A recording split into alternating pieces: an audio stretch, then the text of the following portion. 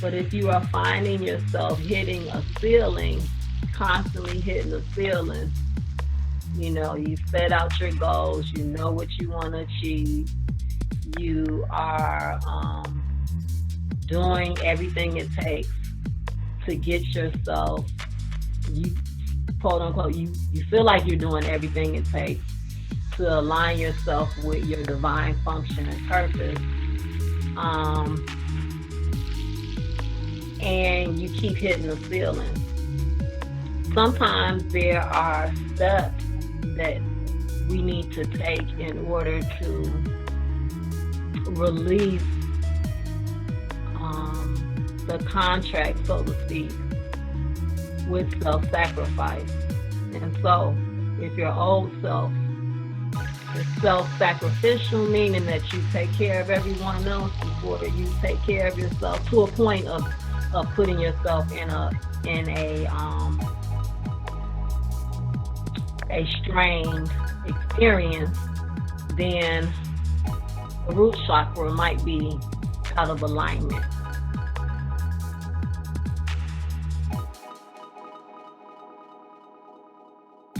So M being no or not of an immunity. The conversation we're having today is not going to be specifically around the so-called virus that we are asked to navigate as a nation right now, but basically as the whole concept of viruses or the viral energy. And so M being not in unity, let's kind of address that first. I think it's important. When you have immunity, you can look at this in several different ways, but when you have immunity, basically it is your ability not to unify with, in this case, if we're talking about the virus, with the particular virus that's being, I would say, the campaign that's out. There's a huge campaign that's being broadcast around a specific virus right now. We have the ability through our Ori to disunify or to not become unified with that particular campaign if in fact we are strong and oriented in what our purpose is and what we've come here to do.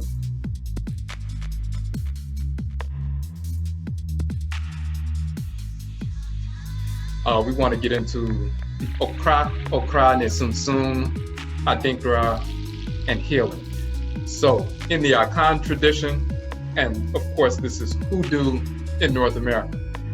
In the Akhan language, the term undu means medicine from roots, trees, plant life. Undu also means to become heavy with the spirit through spirit possession, through spirit communication.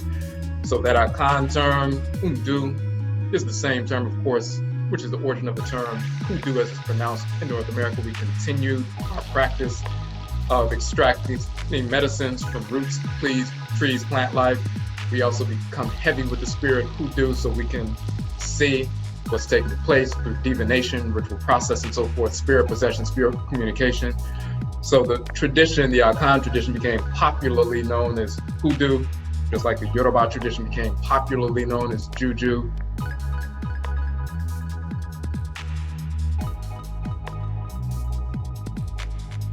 When we came into the world, when we were sent into the world by Nyame wa Nyame, what is our divine function? That means what abosom, what divinity were we assigned to, what matriclan and patriclan were we sent through, what energy complexes govern those matriclan and patriclans that make up our spirit body, just like you have the element from the father, the DNA from the father, and the DNA from the mother that combine to make up your unique structure. You have the matriclan abosom, Abusi abosom, or the divinity that governs the matriclan and has its own unique energy complex.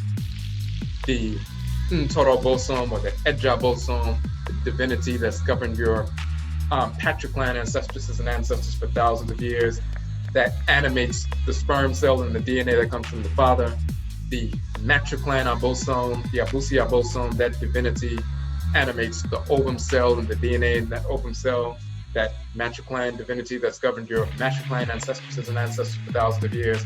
So not only does the sperm and ovum unite and the DNA, the Y chromosomal DNA from the father and the mitochondrial DNA from the mother unite, but the spiritual force that animated the sperm cell, the spiritual force that animated the ovum cell, this patricline and matricline divinities, their energy complexes combine to make up a significant portion of who you are.